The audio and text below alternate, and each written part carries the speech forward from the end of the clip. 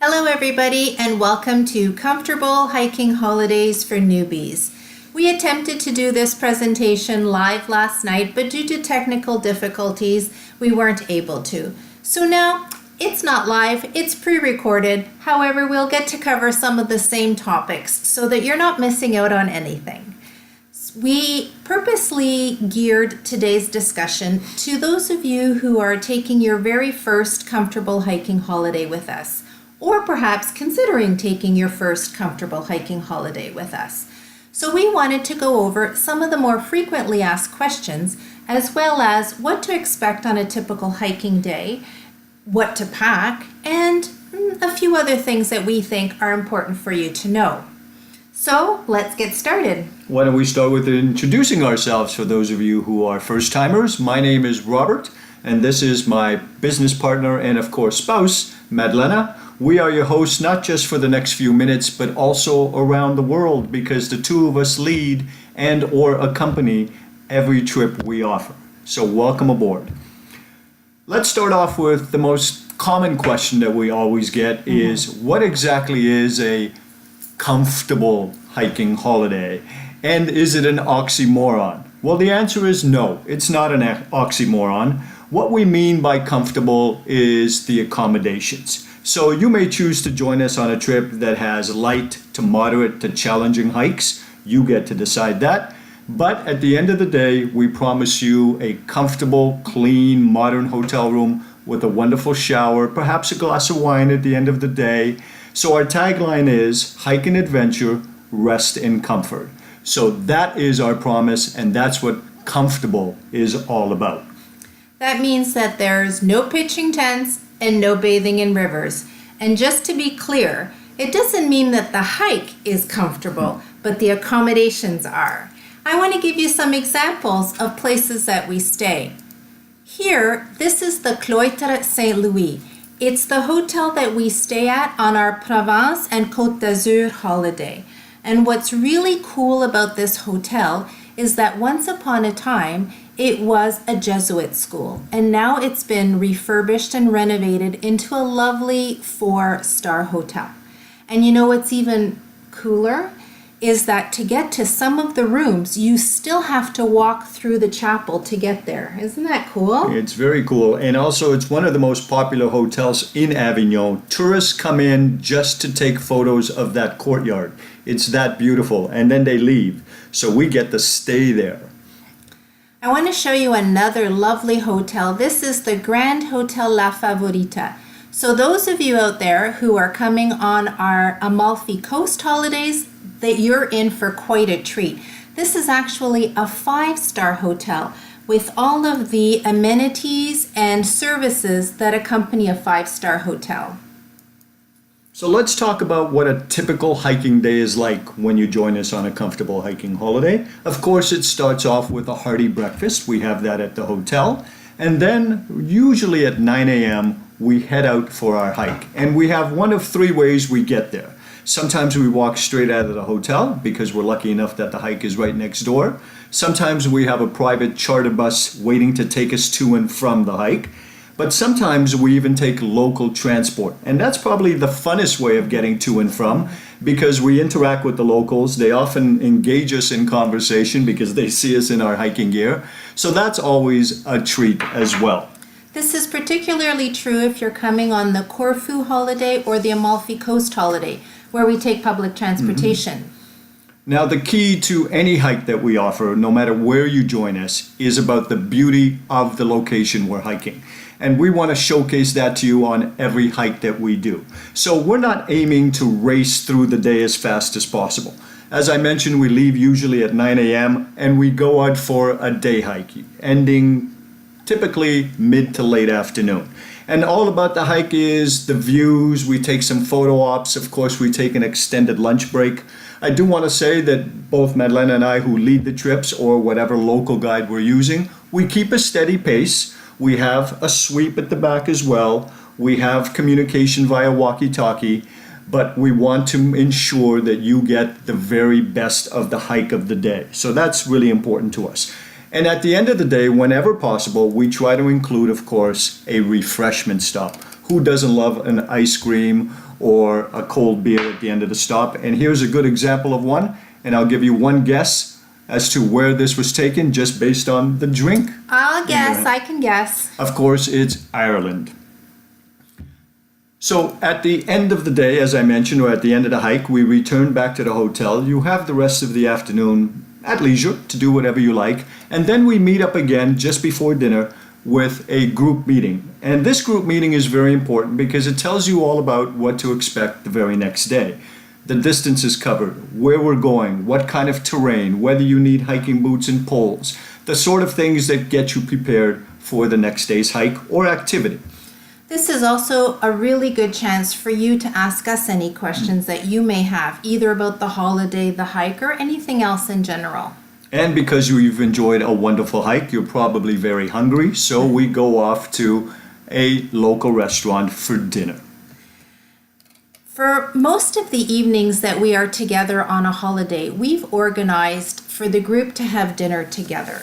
And this is excellent. This has a lot of benefits to it. I don't know, if you're like me, one of the things that I find the most stressful actually on a holiday with friends is to try to find a restaurant that everybody's going to like and to find a different restaurant night after night after night. And we've taken that stress completely away because we've chosen some of our favorite restaurants to take you to. This is the other advantage to this too, is that you get to try foods that you may not otherwise try.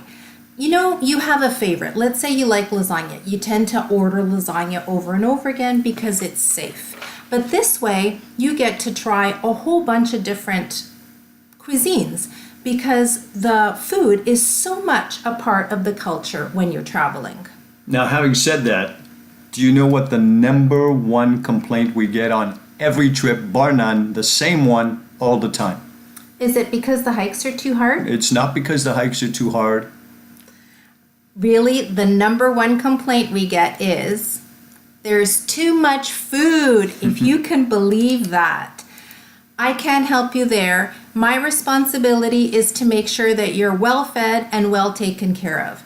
How much you eat is up to you, but there's a good side to all of this, and that is that you're hiking every day. So go ahead, eat all of that pizza right down to the last morsel because you're going to hike it off the next day. So let's talk about what do you need to bring on a typical hiking day. So as I mentioned, we stay in modern hotels, so most of your gear and your personal stuff is left behind at the hotel. All you need is a day pack, and in that day pack you need some staples: water, lunch and snacks, a jacket or sweater, perhaps a hat and sunscreen. And that's about all. Please do not bring everything with you. You just need a light, comfortable day pack to enjoy one day of hiking. Remember too that the bigger the pack you purchase, the more stuff you're going to put in it. So don't overburden yourself with an unnecessarily large pack. You only need those items for the day. This from the lady that carries about 20 bricks in her backpack. And those of you who've been with us on trips know what I'm talking about. You're exaggerating. And if you are coming on a trip with us, ask to lift Madlena's backpack just for 2 seconds. Even Schwarzenegger couldn't do it. I have emergency hair and makeup supplies. So let's talk about why we personally think that's the best way to see a country is on foot. And the main reason for that is that we get into spots, we visit areas that no buses, no cars, not even bikes can access. And here's a great example of what I'm talking about. We do a hike in Peru by the salt pans of Maras. And as you can see from the photo, the only way to get there is by hiking it. So we say all the rewards go to the hikers because buses, cars, even bikes can never get to some of the places we get to, and therefore you get to see a side of a country most visitors never do. Don't forget too that we have been on every hike in every destination that we offer. And this doesn't only mean that we know the trails, which we do. We also know all the best photo opportunities, the best lunch spots, and the best places to get a beer or an ice cream or a coffee at the end of the day. we like to say that we've reserved Mother Nature's best table for our guests. It's also important for us to showcase really the beauty of the area that we're traveling in. Robert often says that, you could go an hour outside of town and have a beautiful hike, which is true. Now, when you're hiking in Spain or Italy or Peru or one of these other beautiful countries, the hikes are specifically designed to showcase what Mother Nature has to offer. But in addition to this, we say that we like to experience the culture of the country that we're visiting as well. And I'm going to show you an example of what I mean here.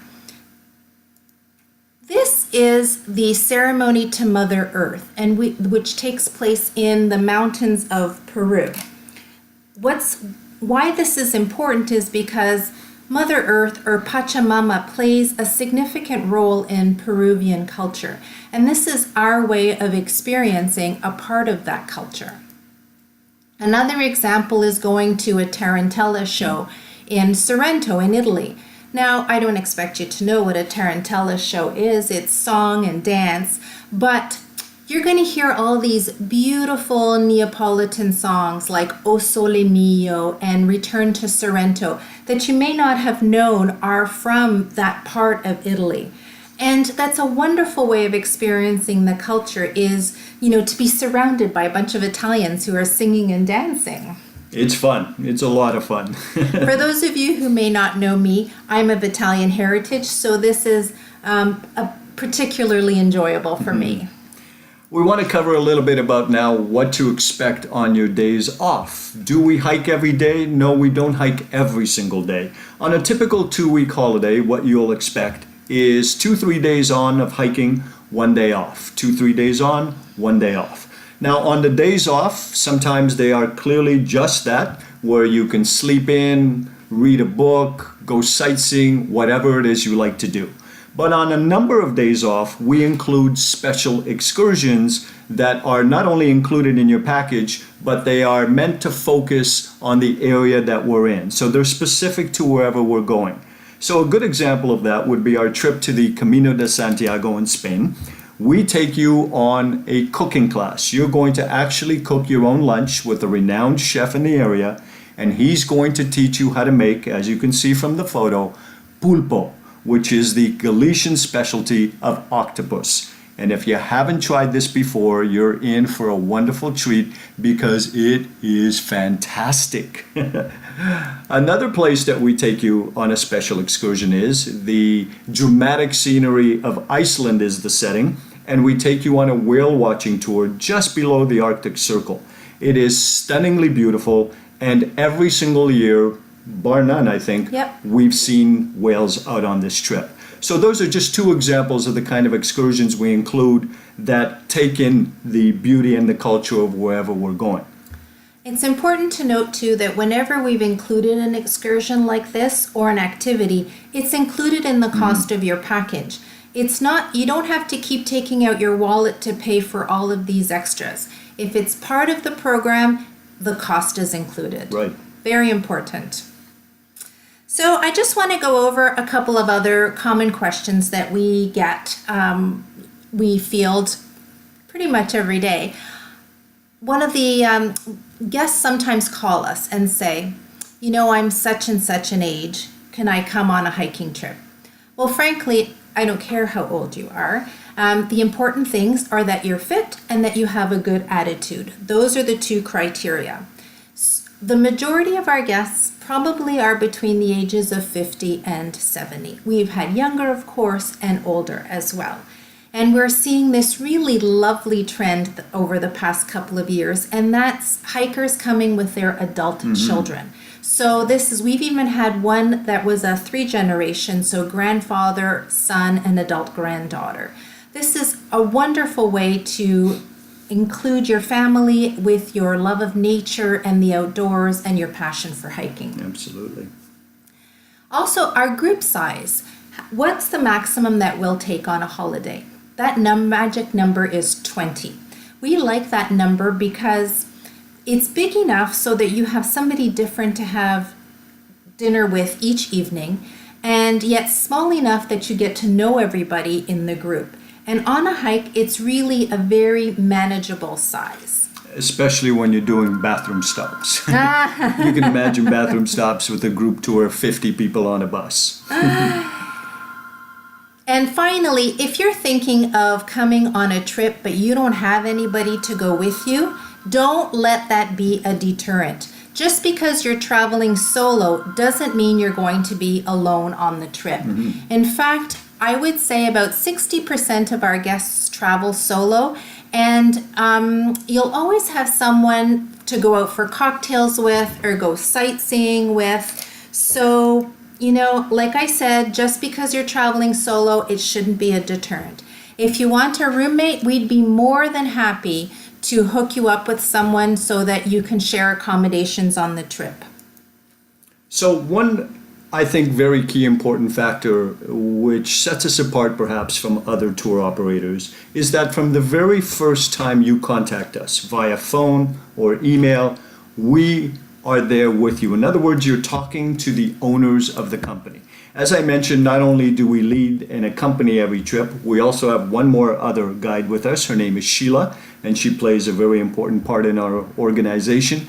You're always there on a trip or talking to us to the people who have the power of making things right. So let's say we're on a trip somewhere and something needs tweaking or there's an issue that needs fixing. You're there with somebody in authority who can make that happen right there and then. We don't need to call anybody and ask them for permission or ask for authority to do so. You're there with the owners of the company.